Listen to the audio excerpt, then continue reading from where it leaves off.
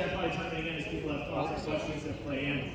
One of the things that I think we need to do as a federal government is really focus in on making things more affordable for families. So many families can't afford the things that they need.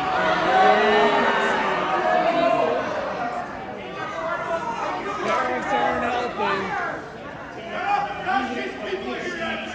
Uptick in inflation prior, post-pandemic, through the end of the Biden administration, we saw a significant uptick in overall spending. The way that we bring the inflationary environment down is, I think, three key things listed there. We need to have very pro-growth tax policies. That was part of the reforms that were just signed into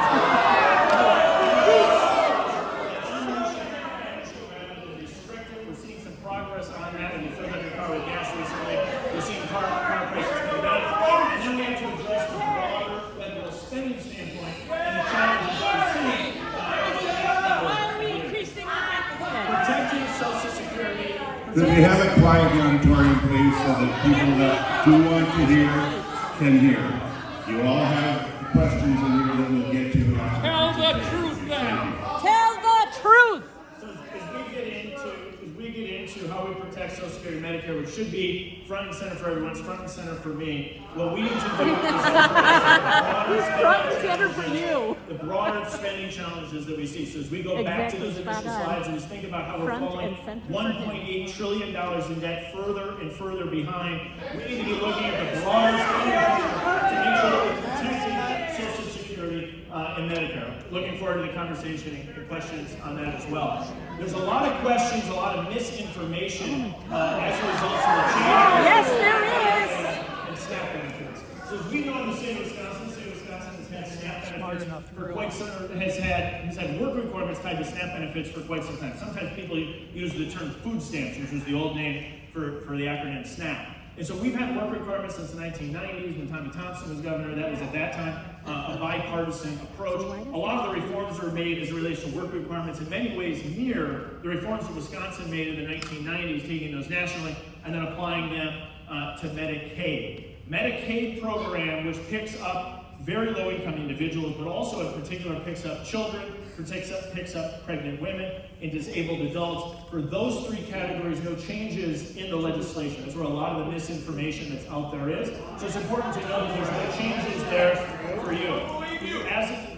That's why it's really important that we have this conversation. Yeah. So I know there's a lot of misinformation out there, so we're trying to get some information out there. As it relates to the work requirements, this is a program that Wisconsin will ultimately administer. And I'm of the belief that as Wisconsin has done a reasonably good job inside the SNAP program over the past 20 plus years, we have an opportunity to make those changes and reforms to help the demographic group of able-bodied childless adults of working age as well. One of the biggest improvements that we have seen is the success of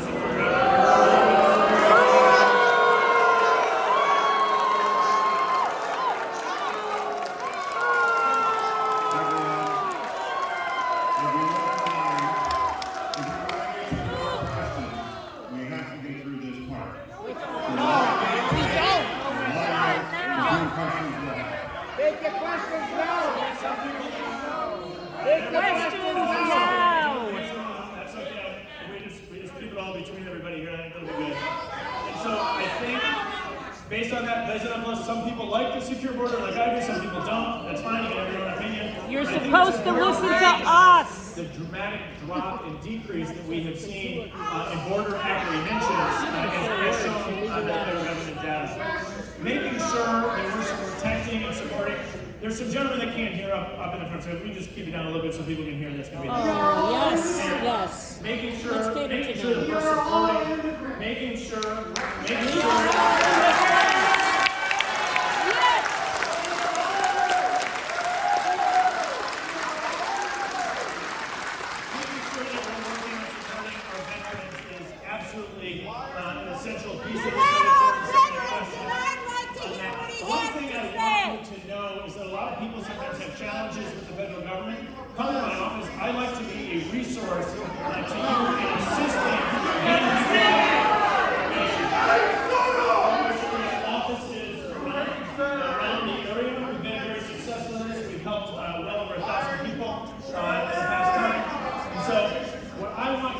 know is that as you have challenges with the federal government, reach out to me. We're here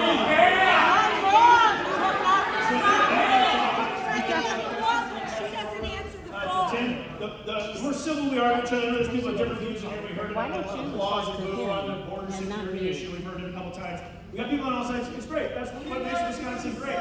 And so we have an opportunity to not engage with each other. Just ask me any question you want. I'll answer it briefly. We'll get to the next question. Unless we allow everybody here to kind of dialogue back and forth between ourselves, you can go afterwards, go out, grab a beer, grab a cup of coffee. You can talk politics all day you like. But here I want to be able to answer people's questions. I know we got people on both sides. So let's dive into the questions.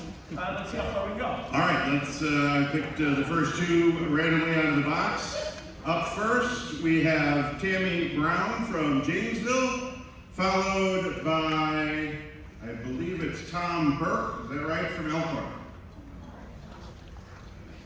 Tammy. They took it down. Hold some more. Hi, Bryan. Tammy Brown from Janesville, Wisconsin. I am a breast cancer survivor. Cuts to cancer research and prevention programs mean fewer clinical trials, fewer grants to discover new treatment options, and less access to life-saving early detection services. What will you do to ensure that proposed cuts by the administration to vital cancer research and prevention programs are rejected when Congress begins negotiating fiscal year 2026 funding? And how will you prevent and protect vital funding for cancer research and prevention programs in fiscal year 2026?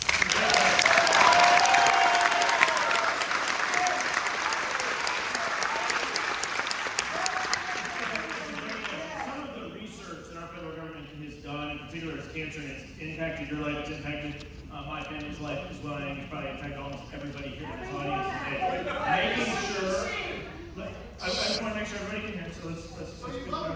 And so, that's where this information is really important here, because what we're currently operating on is the previous fiscal year's cuts, and your question correctly identifies that. So the spending program that we're under right now was approved and signed into law by President Biden. We're engaged in the dialogue. I just want to make sure everybody knows. So the current spending program the federal government's operating under was the legislation that signed into law ultimately by President Biden. As you noted correctly, we're negotiating what the spending looks like going forward. I've been a strong proponent of making sure that we maintain research, in particular in the cancer space at NIH, National Institute of Health.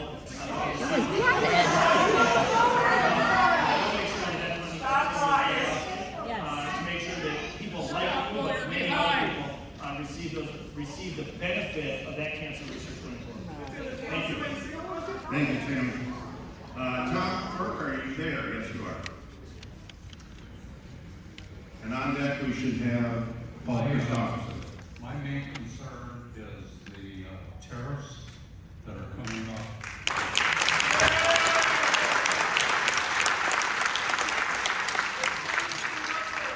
I was always under the impression that Congress was responsible for issuing it.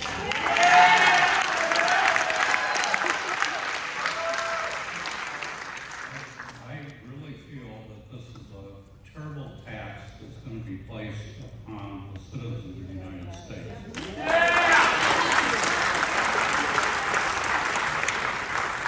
I would like to know what dire economic circumstances put Trump in a position of throwing tariffs on over 190 countries.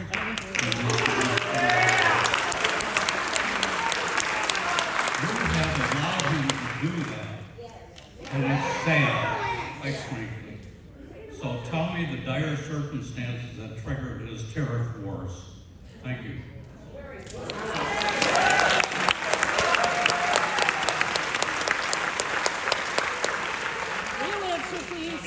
Veterans have so out of the gates. I just want to say thank you for your service to our country. As we look at the broader tariff back and forth that's going on with the administration, this really, at its core, needs to be an opportunity to make sure that other countries are treating the United States fairly. The United I'm not looking. I want to be able to get through as many of your questions as we can. Well, we want answers. You didn't answer his question. Ladies and gentlemen, we will never get Not questions. me. Can't keep the auditorium quiet. And please do the person who asked the question the respect of allowing his question to be answered. Honesty. You can answer it.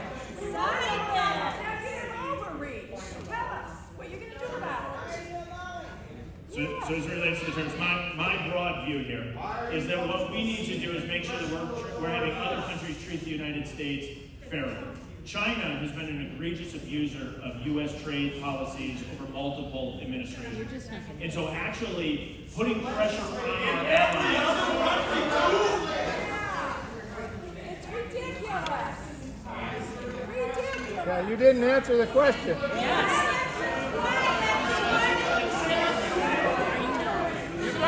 He's just going to stand there and lie.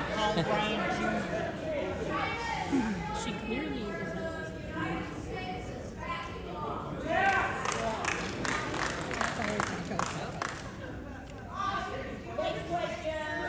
So We have a question on the floor, folks, that I would assume that our guest would like to hear the answer to, or he wouldn't have asked the question. We want an answer. how do we get other countries to treat the United States? No. How does Congress take its responsibility? What we need to do is work with our allies, put trade agreements in place. Why don't you talk to him? And ultimately, work collectively Then with our move. allies to address the real culprit, which is China, No. which will be to the benefit of American workers and American families. I think we're making progress in this regard, and I think we have room to grow. Let me ask the gentleman who asked the question. Do you feel that was adequately answered? I didn't ask anybody else. I asked the gentleman who asked the question. Let's be kind to this gentleman, please. Oh, you haven't answered.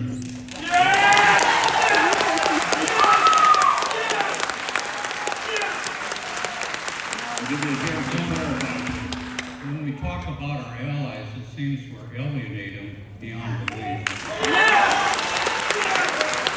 I have family in Canada.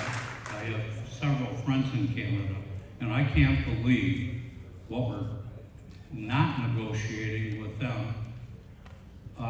But please explain to me what the dire emergency was that existed. And until I get that answer, I am going to be totally opposed to these tariffs. Period.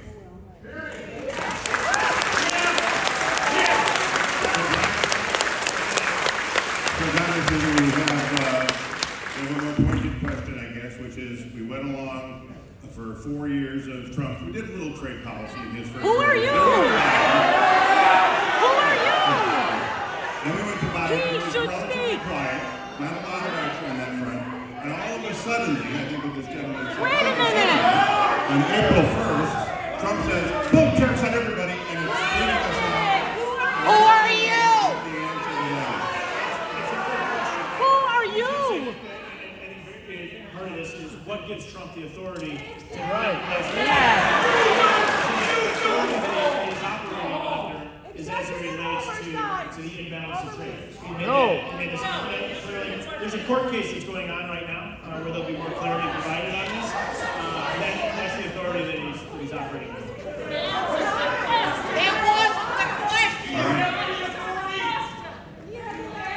Next question.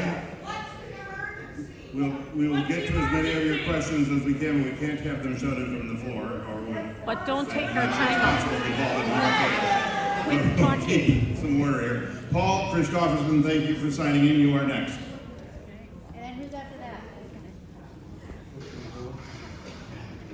And on deck would be Gene Henderson. Congressman Steil. Louder. Congressman Steil, are you going to run for governor for the state of Wisconsin? What a waste of our time. It's hard to hear. I said, no, I'm going to be running for re-election to the House. Could I make a statement? This is a listening session, and I came here with the understanding that maybe you could listen to me just for a question, Yes. just for a statement. This is my opinion. I've been a resident of Walworth County for 13 years.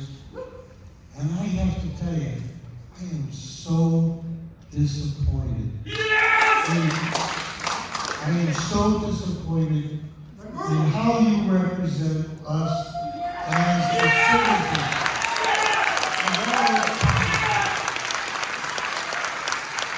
Southeast Wisconsin is not represented by you. President Trump seems to run Southeast Wisconsin. And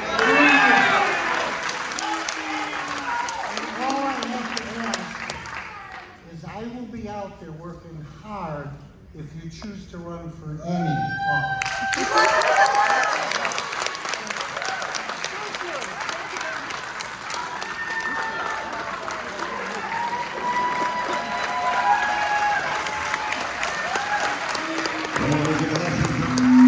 Great statement.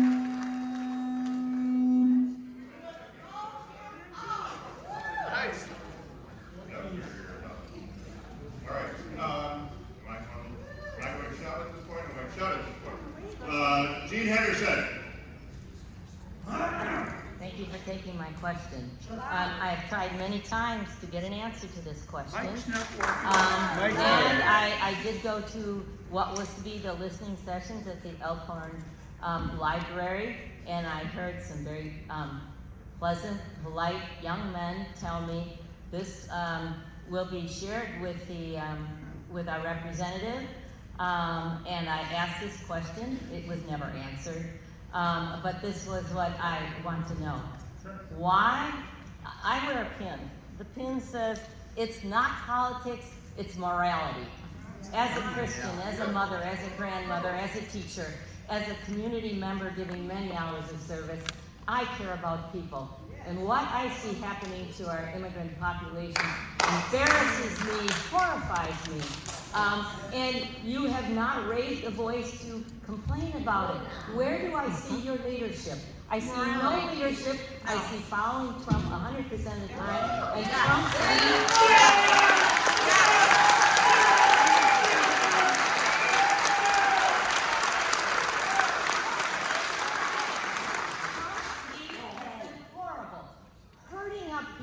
who are doing the right thing by going to the immigration office and using that as a trap to entrap them.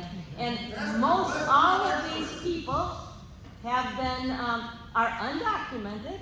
They wanted a better life for themselves, and they got caught in So what is your question now? Why is this happening, and why aren't you stopping it? And my specific question is, why are they wearing masks, and why are they unidentified?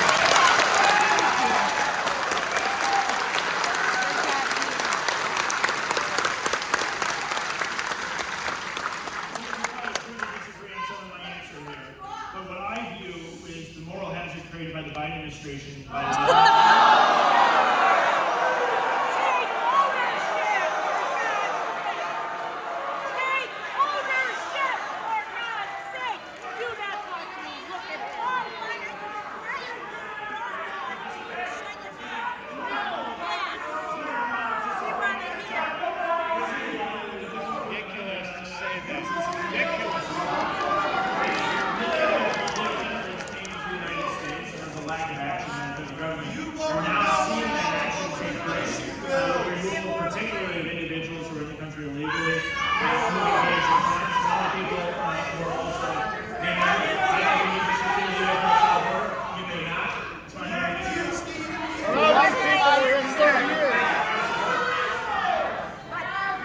Would you guys just let the congressman go to lunch and give me a shout for the next 45 minutes?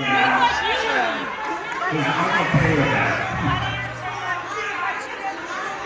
Why don't you get out of here, sir? You're being very obnoxious and very disrespectful to everybody else in the country.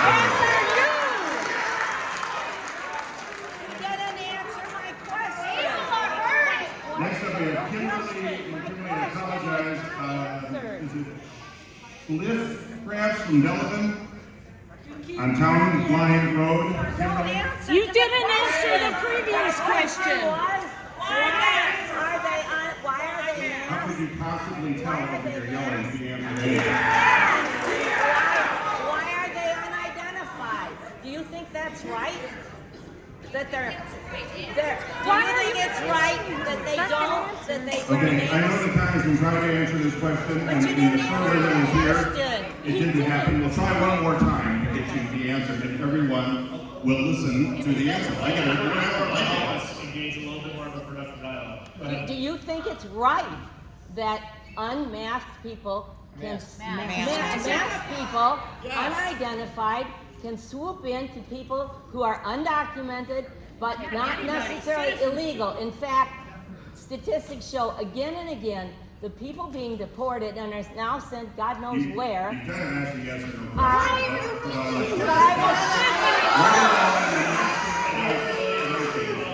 Do you think this is right? I think our federal agents should be enforcing law. We just disagree. Are you okay with totally being masked, or you Excuse me, but could you please introduce the real representative? Law enforcement are facing in this scenario is aggressive doxing and other challenges. And so we would all be better served if we had a much more civil dialogue and civil discourse. It's one of the challenges we're facing. We'd be much better served by honesty from you. Our federal law enforcement officers need to be empowered to enforce the law, and so in support of our federal law enforcement. And why are they identifying? Kimberly, if you would take the microphone, and ladies and gentlemen, who are expecting to listen to Kimberly's question, thank you. Mike. I think the mic The mic is dead. Just talk loud. Talk loud. Put it closer to her mouth. I don't think you're the right fit for us anymore. You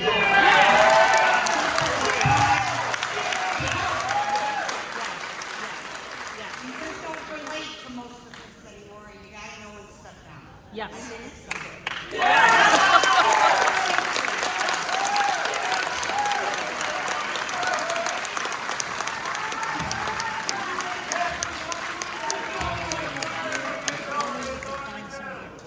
And behind Kelly, we have Hugh Racy, I believe, but Kelly never.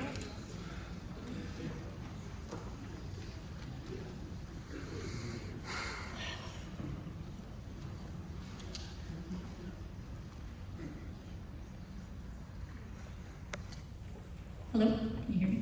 Yes. All right, so I do want to say I would like to hear his answer, and I'll give you two topics. So I worked in banking for 15 years. You worked at what? I worked in banking for 15 years. I currently work for one of the top 10 banks in the country, and I have an opinion on tariffs, and so we can discuss that. And I also am half Japanese and have family members that were interned in the Japanese internment camps. And so I'd like for you to listen to my perspective on that as well. So I'll give you the choice, which one you'd like to speak to. I'll take either. I mean, I'm happy to do both. It's however you want to use your time. Okay. So I'll start with my family's experience in the Japanese internment camps. I'm half Japanese, and truly, my entire life growing up, I've been speaking Spanish. People walk up to me and speak Spanish. I don't speak Spanish. So I honestly worried for my safety, my own safety. I was in downtown Milwaukee and downtown Chicago regularly. And my family, my grandmother, my grandfather, my great aunt, my great uncle, and all of their families were U.S. citizens, and they were interned during World War II. They were detained in the Japanese internment camps. My grandmother, who was an incredibly kind, loving woman who you would never know went through the trauma that she went through. She, in her last days of her life, I recall, was on morphine, having a hallucination, where she was screaming, "You're treating us like animals. How can you do this to us? We're Americans, we're people. How can you do this to us?" And she was reliving her experience, being taken from her home, and only being able to take the things that she could carry. And she was kept in a horse stall, a used horse stall. She lived there for a month while the barracks were being built. And these barracks were just wood walls with like a potbelly stove to keep you warm. And she lived in Minidoka. my aunt, and to compare this to current events, the Alien Enemies Act that was used to deport the people to El Salvador was also used prior to the Japanese internment camps. And then President Trump said homegrowns are next when he was speaking to the El Salvadoran president. And he used that act just before that act was enacted just before the executive order to detain anybody who was at least 1/16 Japanese, which would include my own children who are blonde-haired and blue-eyed. And he's also trying to get rid of birthright citizenship. And again, it worries me, having known my family's history of being detained and having everything taken from them. My grandfather was a farmer who was put in the internment camps, and his farm was taken by the government for failure to pay back taxes because on his questionnaire he put that he would not rescind his ties to Japan even though he had never even been to Japan. He was born here.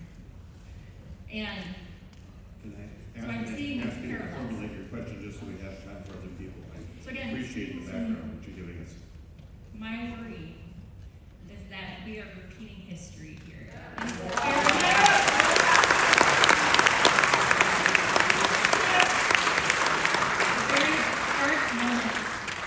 In our history, that personally, my family, I've witnessed the trauma and horrors that my family felt through their deathbed.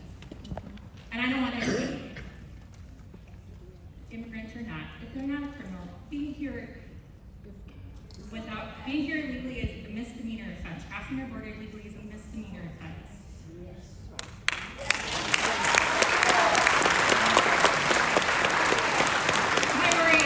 My question here is, I'm going to Chicago for work, and I'm out to happy hour, and I'm in the wrong place at the wrong time, and some masked person without identification in plain clothes comes and tries to nab me because they're doing a raid, or even just a random person off the street who decided they're going to play ice for the day, decides to come grab me and throw me in a car because they think I'm Hispanic or an immigrant.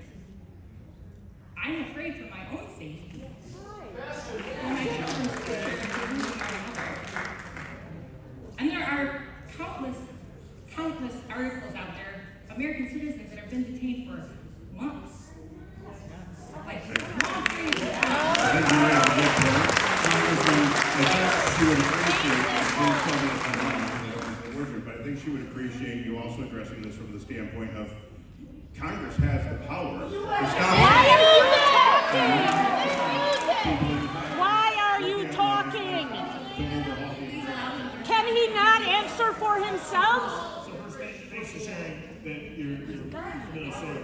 One of the more darker chapters of American history is U.S. citizens. It's happening right now. We may agree to disagree. I would offer that the Japanese internment is one of the darker chapters in American history where U.S. citizens were interned for nothing other than their background. As we look at the engagement that law enforcement is doing now against individuals in the country illegally, I don't see the exact parallel that you're sharing. And the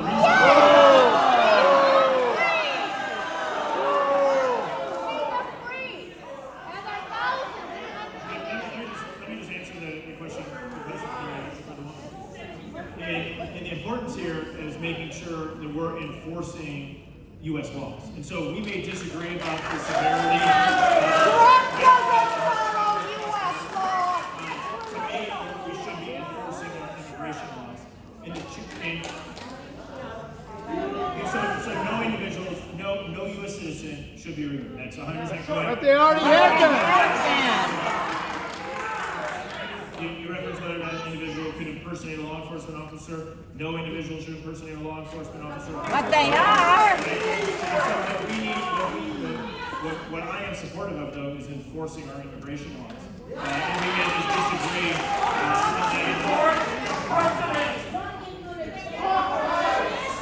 appreciate the question. Due process. We can only hear you one question. to spread the opportunity to people who would like to speak to one person. Thank you very much.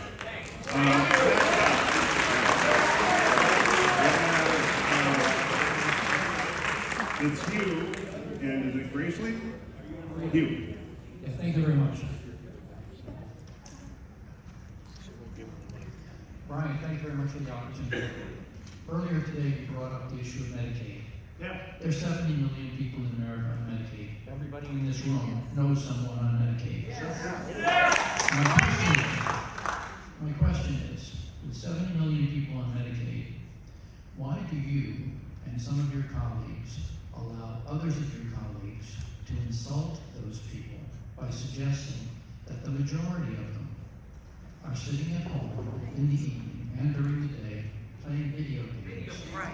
67% of the people on Medicaid have jobs. 29% are either disabled, they're taking care of elderly at home, or they're in school. About 2%, according to your own figures, may be able to engage in productive work and are looking for work, the majority. So my question is very simple. What is your plan to cause the relatively small number of your colleagues who lie to the American public and malign the dignity of the 70 million people on Medicaid by suggesting that they are lazy, Freeloaders. game players? I'd like to know your plan.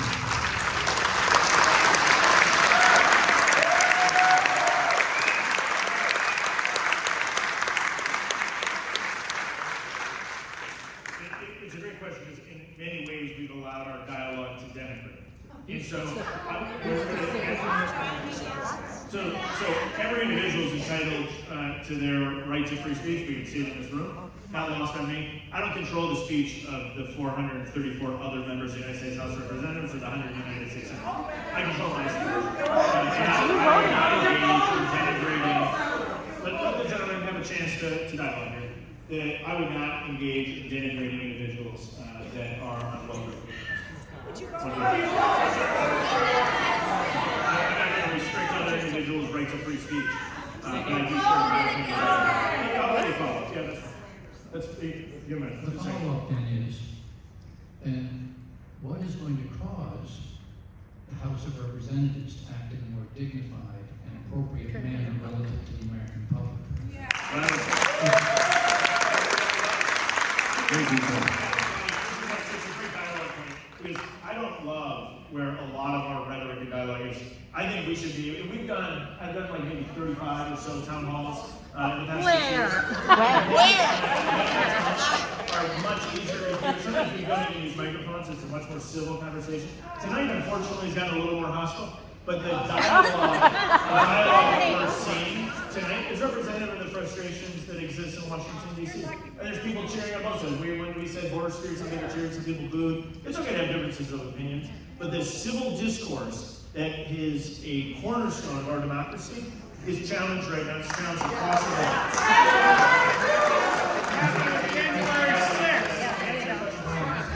This will be my last point on this issue. Sir, we have to keep you to one question, This please, will just be to allow my it. very last point. You. Wait. That's definitely the point. I was just silent. Yes, that's right. Let's say it. I don't want to cut you off. We want to get through as many. It's just like that. I would just be interested in how you as an individual react when your colleagues do that, because I've never heard you object to them in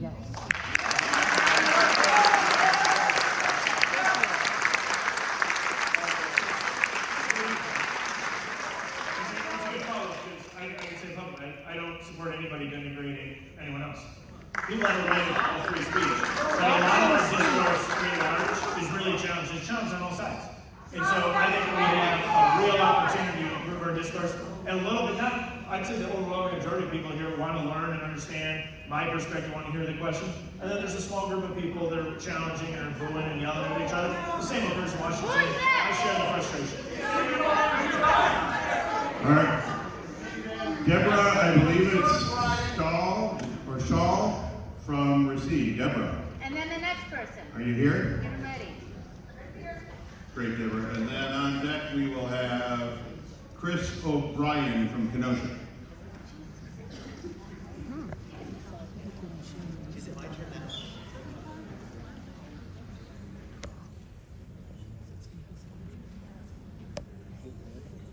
Thank you for taking my question. My question is, we heard a lot of blame to the Biden administration about lack of rules for the immigration issue, but we have never, ever had a concentration camp in Florida. So could you address how we got to that point? Thank you.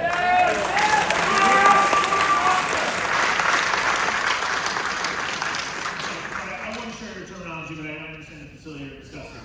And so what occurred was during the Biden administration was a massive influx.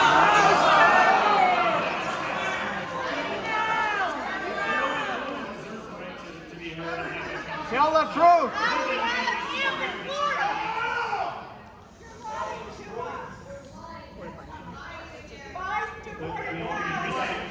It's a little hard to hear. Go ahead. That's not my question.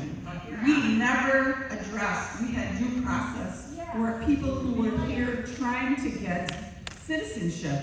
We never had a concentration camp, and that happened on your watch.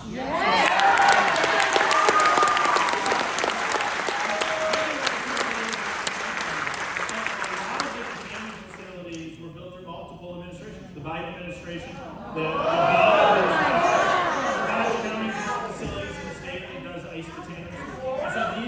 these facilities have existed for decades. The biggest challenge that we've seen is as the influx of illegal immigrants shifted from single males into familial units, that actually caused a lot of challenges in a lot of these facilities at the border. As the border numbers have come down, as we showed earlier in the slide, we've seen dramatic improvement in the number of illegal crossings at the U.S.-Mexico border. What we have seen now is additional people who have engaged and been picked up here in the country illegally who are in process of deportation, following due process under the law of the United States. No, they're not. What about the alligators? The lions. All right, let me just follow up for Brian in the case of we're building more detention centers. Could you explain?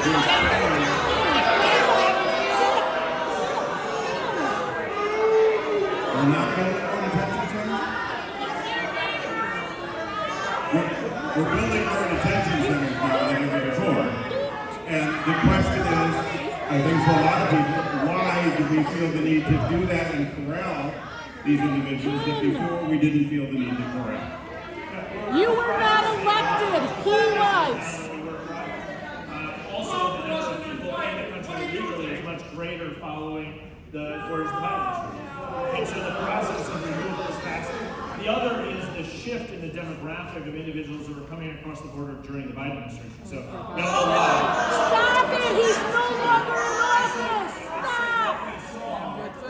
It was traditionally, in particular at the U.S.-Mexico border, I've been there and spent time there under both administrations. What historically you saw was single males coming across the border. So when detentions would occur, you can obviously have single men in a single facility. Once you started seeing a large influx of familial units, the physical facilities weren't properly designed for familial units. And so what we've seen is a big shift in this regard, and that's part of it. The other is the increase in the throughput and the processing of individuals in the country legally. It's okay that we disagree on the role of immigration policy. I'm just supporting and making sure that we're enforcing our immigration policy. We have Chris O'Brien, who's been waiting, Chris, and Colin Getz is up after Chris. Thank you so much. This is the first time I've ever come to a political event, so it's pretty raucous, pretty crazy. I didn't know and what I was going to get into, but I applaud you for standing up here and taking it. Half of the country thinks one way, half of the country thinks another way. No, I can't hear him. You can't hear me? All right. So anyway, I I'm a business owner. I manufacture specialty coatings. We are struggling with, once China got caught for countervailing and dumping in the USA, they shifted the tactic and they're going up to Canada. I've been writing you and Johnson and everyone else saying, we need help. They are now shipping Chinese material. We can see it on the, we can track it across the ocean. We can see it going to Canada, mainly Montreal. There's 3 or 4 manufacturers. They are selling it into the USA, claiming country of origin is Canada, when we know it's not Canada. Canada cannot make badge. There's only one manufacturer left in the United States that makes epichlorohydrin, that's Olin, and these guys are lying. And it's either lob or it's either lying and putting the country of origin as Canada, which is a lie, or it's mob activity. They are selling epoxy for $25 a gallon. I can't make it for $25. I try to pay a good wage. There's not a guy in my plant that makes less than $22.50 at the starting rate, and we try to get into $35 an hour. You can't live on less than that as a single person. So what's happening? China's selling it to Canada for 86 cents a pound, and I keep barking. And one guy that I'm trying to assemble American U.S. manufactured coatings, one guy said, "You're wasting your time, Chris." He said, "You're wasting your time."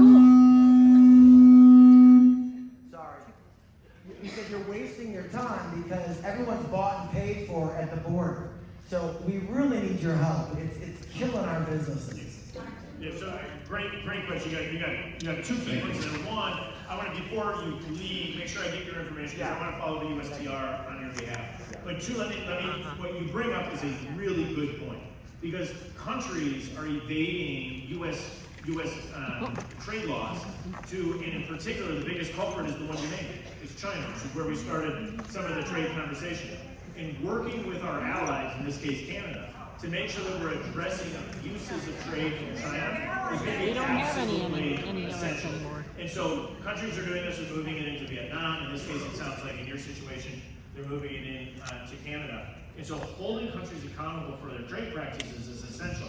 For multiple administrations, the United States looked the other way because they viewed it as a benefit to get low-cost goods into the United States, which is to the detriment of U.S. manufacturers and employees that work with you at your facility. And so what I want to believe is leveraging the trade policies, strike deals with our allies, that work with our allies to hold other countries accountable. And the biggest culprit is the one you identified, which is China. And the collective work with our allies to address the abuses of China is going to be essential. But as it relates to your specific issue, I want to get your contact, because I'd love to reach out to the U.S. Trade Representative on your behalf, which we'll do offline.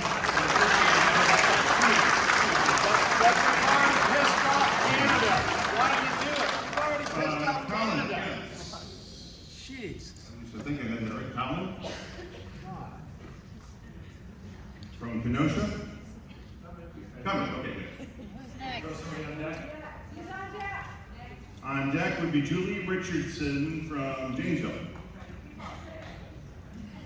So a lot has been said about the Biden administration and open borders and whatever, but can you actually name any of his policies or decisions that impacted open borders or economics? Because what we saw was him and Jerome Powell doing a record-breaking landing after COVID. We had great GDP, inflation was down, and things were pretty great in America before Trump. If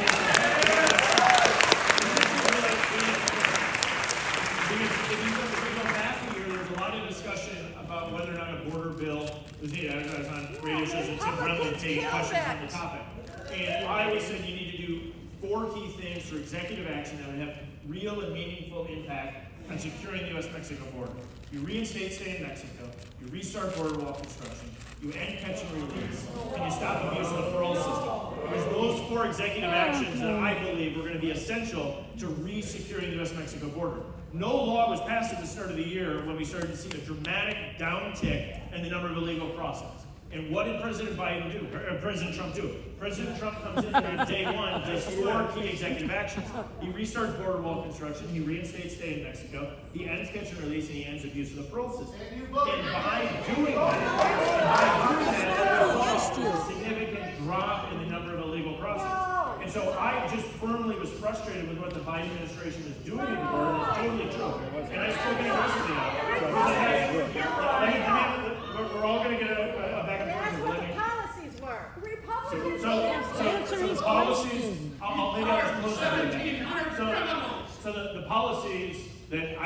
top four: restart border wall construction, end catch and release, reinstate stay in Mexico, and end abuse of the process.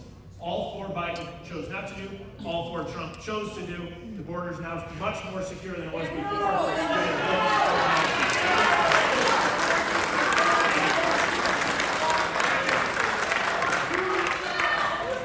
Julie Richardson over there, and on deck we have, from Milton. A little tough for me to read that handwriting. Let me get interpreted while Julie asks her question. Hi, thanks for taking my question. Thank you for hosting the town hall. We've been asking for one for a while, so I'm glad you're here. My original question was about ICE and the funding of ICE, but I think we've definitely covered that. So my question to you is, can you explain to us why you support Linda McMahon and the defunding of the Department of Education?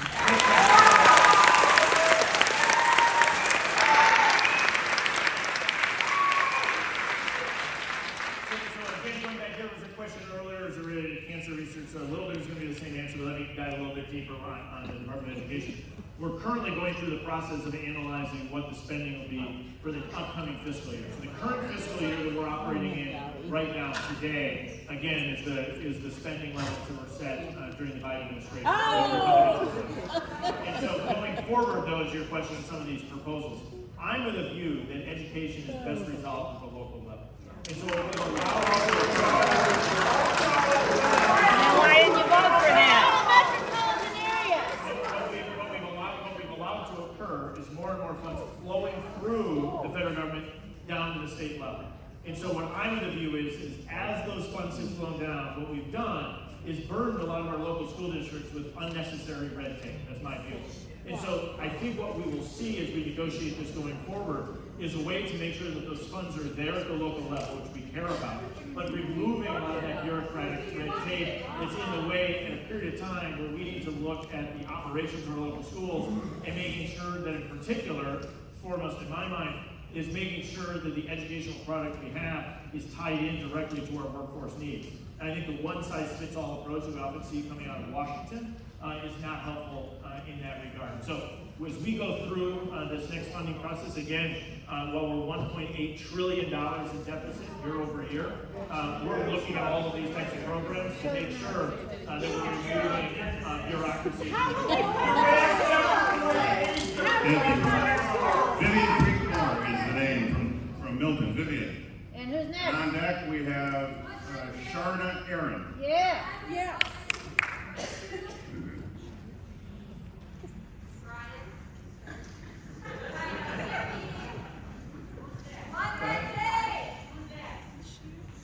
I'm Vivian Creekmore from Milton. I actually live right outside your hometown. I used to see your predecessor around town a lot. I have never seen you anywhere in this county. And I want to confirm that you are correct.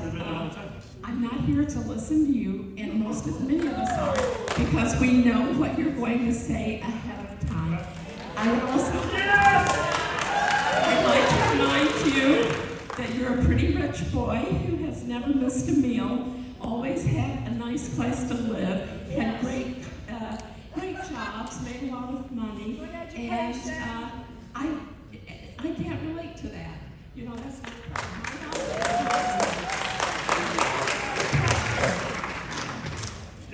You talked a lot and said not very much.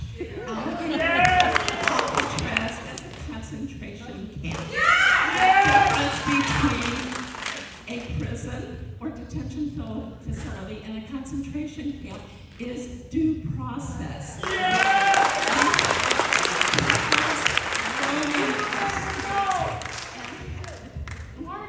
Large percentages of the people that they pick up and detain are mistaken identities, have committed no crimes, or are here legally. They are sent to those camps without ever having the ability. That's my question. Why do you support that? And then, more specifically, the cost of it. Alligator Alcatraz will cost $450 million annually. Do you own any stock in the contracted companies?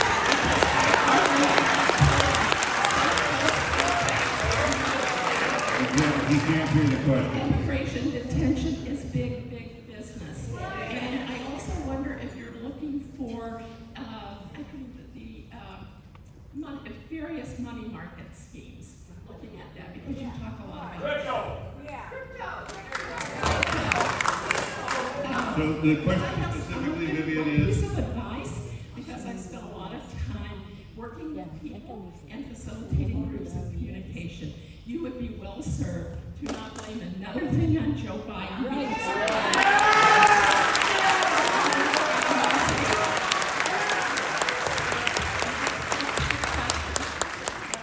Come up one by one and say what they want to. We would have a higher opinion of you if you did that.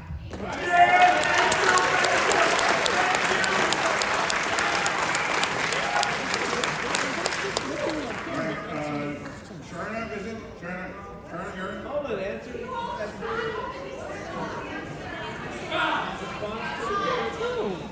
From Oh, she Fontana? has several questions. Oh my God.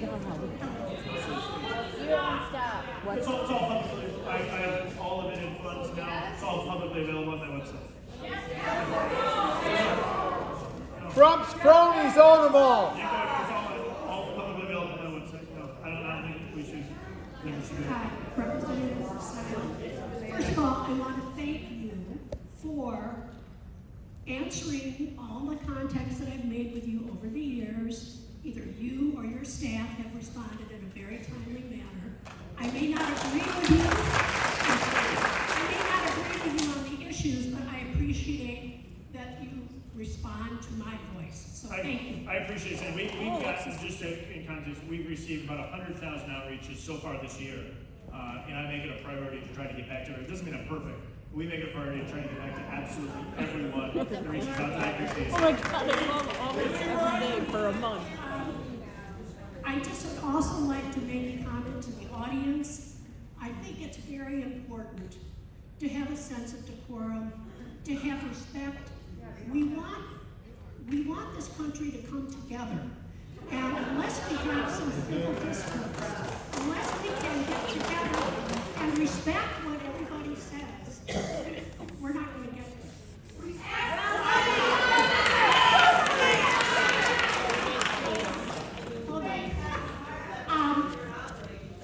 I have serious concerns about a lot of the issues that have been brought up today.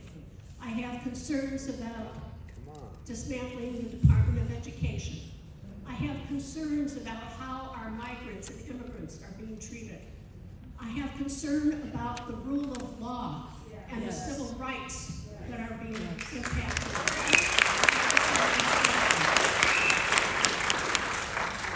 And some of the questions, I prepared questions today. I have 8 questions. Some of them have been answered, and I'll be glad to share these with you at the end. But the one thing that I would like to talk about, which I think most of us can agree upon, is our environment.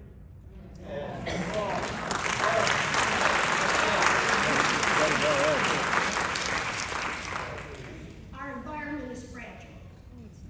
Climate change is real, based on scientific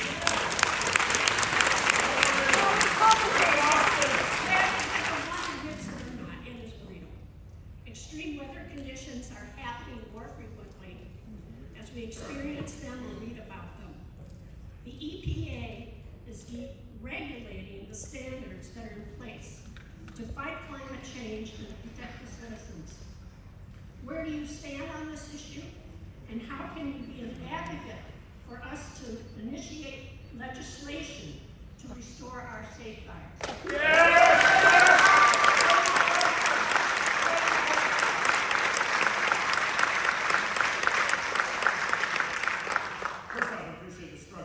It's okay that we can disagree. We can do so productively. Answer it.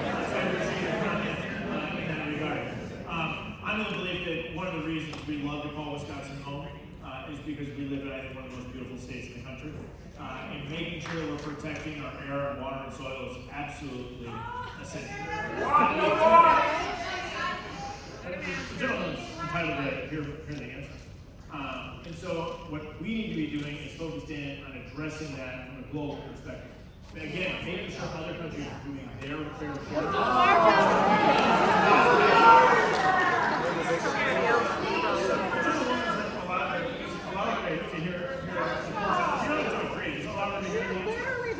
Violating the Paris Accord. So, as yelled out, Paris Accords, because that's an important topic. I don't think the Paris Accords properly help countries like China and India. So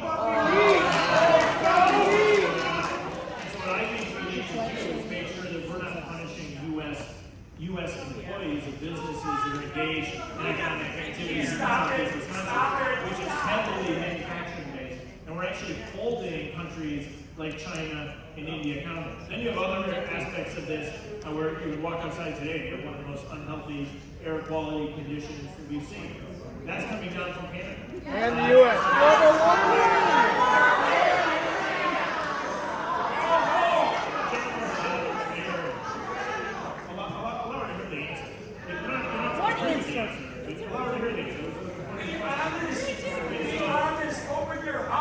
So as we look at the air quality right now, we know it's in large part due to Canadian wildfires.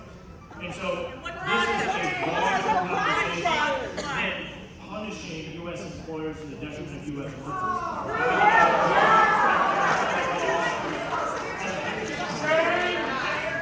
Thanks for the question. So in the last little bit, the president has announced a lot of executive orders to roll back climate protection. We don't want to listen to you. You are not our elected official. Quiet. All that kind of stuff. Where do you stand on the rollback of the progress that were made? I think we saw where I disagree with someone I viewed as the overreach in the previous administration. Yes, you were responsible for nothing. Maybe they don't want to know. What we saw was higher prices for American consumers and a real draconian impact. Listen, you two can talk every day. Talk to us. U.S. consumers. And so what we need to do is have a broad global approach in this regard. And then in other areas, what we saw is the previous administration truly picking winners and losers. So I didn't like the $7,500 tax credit for a new electric vehicle. Other people like it. But if you want to buy, I don't have a problem with electric cars. So if somebody wants to go buy a brand new Tesla, there's nothing wrong with buying a brand new electric car. Go ahead. I just don't think that we should be using your hardworking taxpayer dollars to subsidize How about the plane?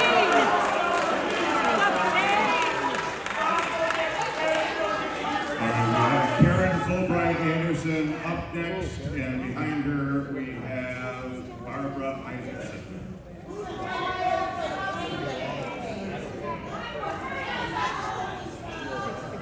You didn't address how Trump's EOs are going to impact the environment. Of course not. Okay. So my question for you is when are you going to take as good of care of your constituents who are not uber wealthy as you do of the ones who are wealthy? And let me be more specific.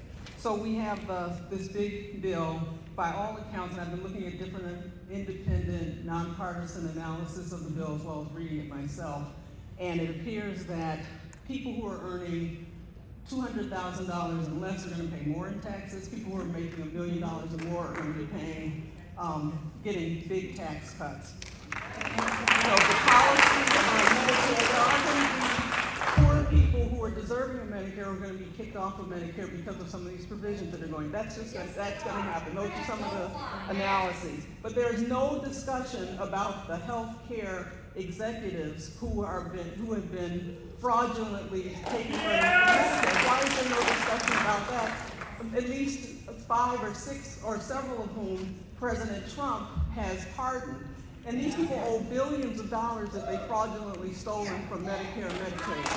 The other thing is you enabled Elon Musk, through Dodge, to, when he was under investigation by at least 33 different agencies for fraudulent behavior, for other kinds of violations that he committed. All of those investigations have gone away, and yet he's walked away with all of our personal information, which none of us in this room, I'm sure, gave him permission to take our personal information and use it however he wants. The other thing is, the administration has fired most of the IRS inspectors who have been investigating fraudulent behavior among wealthy people and corporations. And also shutting down the divisions in the IRS that whose job it was to investigate those people. So again, these people are getting off of this. And now we're hearing that $600 million are going to be taken from FEMA and given to build these camps holding immigrants, many of whom are not criminals, as what we were told would be put into these camps. And then the last thing I'll say is about and I could go on, but I'll wrap it up because I know other people want to ask questions, but we also have heard conversations about wanting to privatize Social Security, which would be putting more money in the hands of private money market managers. But there's no discussion about raising the cap on the $168,000 cap.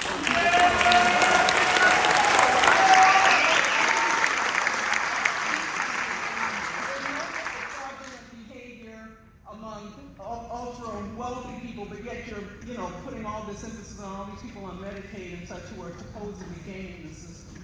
So that's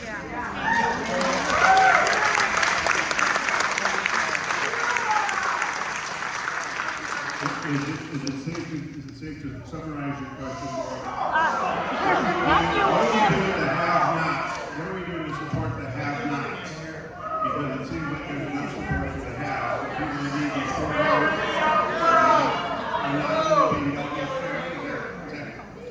I'm trying to generalize the thing that give you a How do you interpret it, Bryan? So in part, I would disagree with the way you framed it.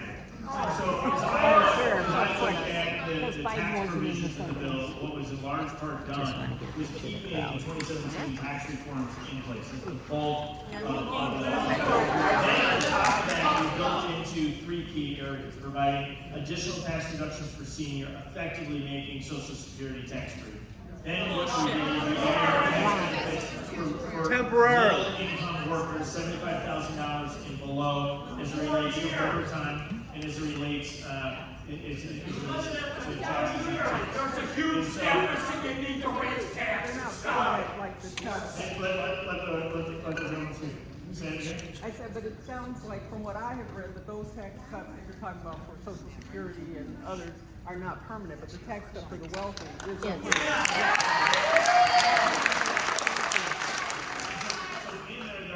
There are sunset provisions on some of these, not on others, 100%. So the 2017 tax cuts were made permanent. So the 2017 reforms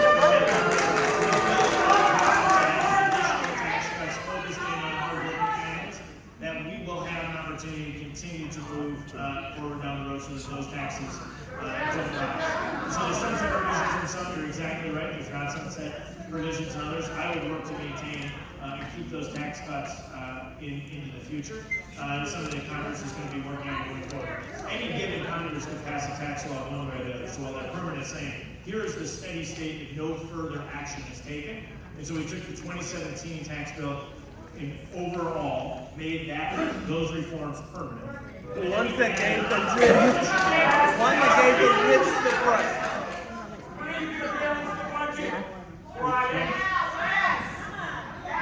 And built onto that additional tax reforms for hardworking families. And so it's going to be something that we continue on in this conversation. I think it will actually be quite beneficial to a lot of hardworking families in the U.S.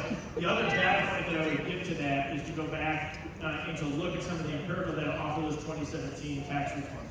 Those 2017 reforms, what we really saw going into the pandemic was real wages rising. In particular for lower income workers. And the reason for that is we had a lot of people in those groups that actually had the biggest room for growth. And so we saw real wages rising faster than the whole for women, blacks, Hispanics, Asians, and that is positive. That is the reforms that they permanent. Pandemic result, people needed workers, they couldn't find workers, they had to pay higher. But I'm saying going into the pandemic, we saw that. So prior to the pandemic, I would agree. Using pandemic data would not be making up. Going into the pandemic, we did see that economic growth and real wages rising. So we came back out of the pandemic part of the reason that we were able to continue on was the reforms that were in place in 2017. That's the bulk was made. This is when he should And have then, been which is Who took us Next out? question. on that for her weekend. So I just disagree on your analysis. Just gonna get Yep. Thanks, Karen. Okay, we're coming on the home stretch before we got down to school, but let's keep going. All right, Mr. Farmer. Hello. I have lived in Wisconsin all my life. I received your newsletter. As you can see, people have many concerns about what's happening in Congress. Zip codes not being a major concern. I see all of these things, and I'm wondering, we elected you, not your predecessor, not previous administrations. We elected you, and I would like to have 2 examples where you have voted on an issue representing Wisconsin and against the majority role of the Republican Party who stood up and did not just vote on the Republican. Yes, I want to know 2 examples where you voted your ethics. And I also want to say I have looked at you several times and I have never gotten a response.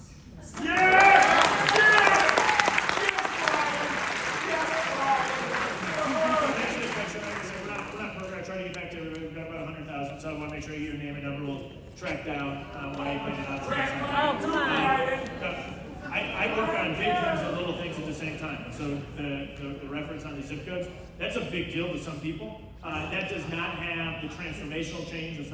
That's not the big stuff. It doesn't get news. And so sometimes I use my newsletter to try to provide information to people about things other than just what is in news of the day. That's a big deal in some communities in our district, maybe not yours. But then if you said, then to your point, Ray, give an example. I go back and I look at a sanctions vote against Russian oligarchs, where I voted against the first term of the Trump administration. There are a number of times where I don't always line up. There's been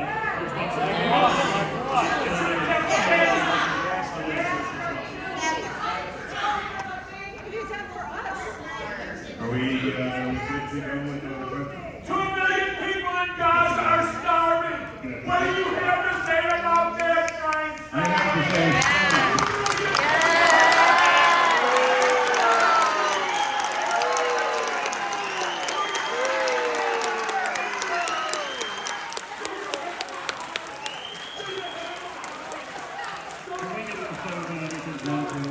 Why don't you resign now?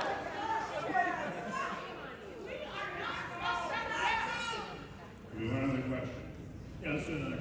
I know we're coming up. Peter Gilbert from the city. Answer the Gaza question. All the people are starving in the Gaza. Look at the staff here. Peter Gilbert, are you here? We went walk back to Peter. Or we can go to you, Peter. Yeah. We'll go to you. Don't get up. Nancy Frank on deck. Yeah, I came all the way from the scene. I moved in April, and I want to thank you for doing all you're doing. There's a lot of lies going around here. I know because I went to State Senate in 22, and I know what's going on. And I wanted to ask you, going back to the EPA, I had such a bad time with the Wisconsin Department of Transportation with this ridiculous emissions testing. They sent me to a secret testing garage, and they sent me an estimate for $7,800 to put the catalytic converters in a tailpipe. And I contacted the members of the state senate about having a hearing because as many people can't afford these repairs. I got it done privately, and I went to the FBI in St. Francis, and they said, why are you here? Because I'm reporting extortion and racketeering. And I showed them the receipt, and they said, who's doing Let the this? gentleman finish his question. I said, Well, finish the it's question the then. Wisconsin Department of Transportation. Then I took the initiative and called the EPA in Chicago. Even the EPA said they were going overboard. So I hope Lee Selby gets rid of this stupid tent. You bring up a great point. This goes back to some of the conversation we had about a lot of the environmental rules and regulations. They have a real significant impact on all sorts of people in Wisconsin. And we have to ask ourselves and run a cost-benefit analysis. Is the cost that's applied to a lot of these tests, are they actually generating the benefit that they purport to? And I think what we have seen is often that the benefit does not justify the cost. And so as we look at a lot of the broader environmental let Peter get an answer. He's rated by everybody else. But Peter, one of my concerns is that what we're doing is putting in place regulations that don't actually have the net benefit that they are purporting to, and then bringing these policies and regulations in line so that people can afford the things in their family that they need, where many people have been negatively impacted by the costs that are required with some of these rules and regulations. In particular, we have some attainment zone issues as it relates to the broader Milwaukee region right now, being applied by the EPA that could have really draconian impact on jobs in the Milwaukee area. Good question. All right, we're a little bit over. I'm hoping to take one more. So Nancy Frank from Elkhorn. Bring us home, Nancy. I'll be very quick. I want to have you address the question that was shouted about the starving children.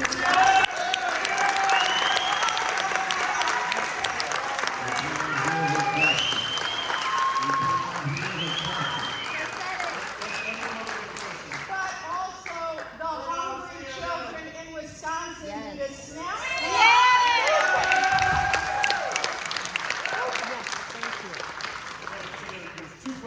I can do them both, and I'll do them in reverse order for you, so I'll work backwards. So the SNAP benefits, where there's a lot of inaccurate information as to what happened. What we did as it relates to SNAP, which is Supplemental Assistance Program, something called food stamps.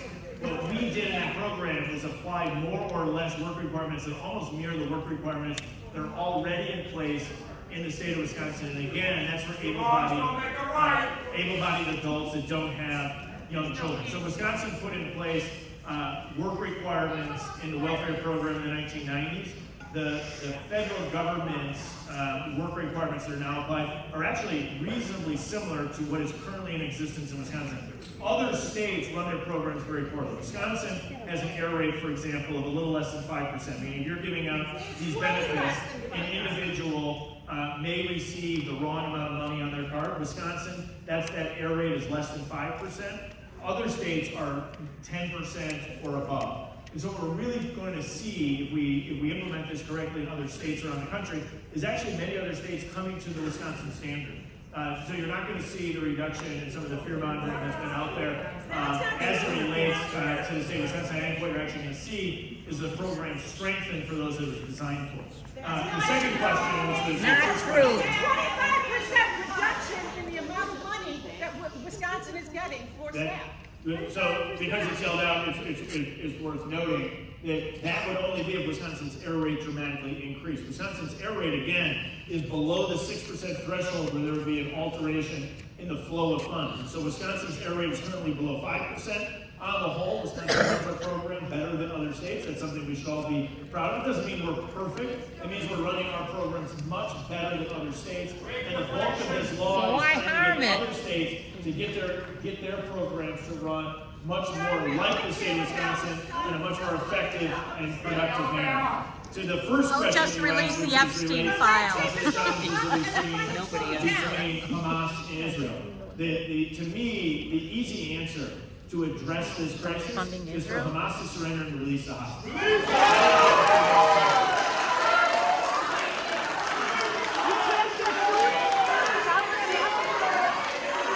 Children deserve to eat. Children are innocent. Was unfairly and justly attacked.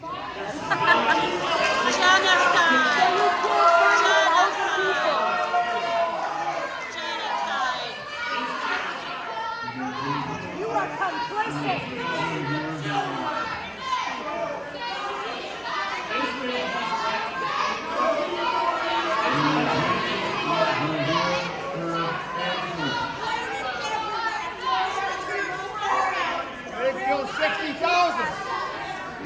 Netanyahu's a war criminal.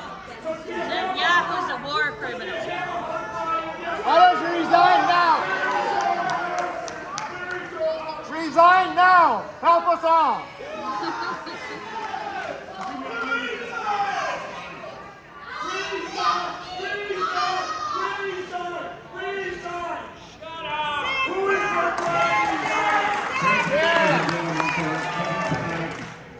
We're going to close it off here because there's no point in continuing.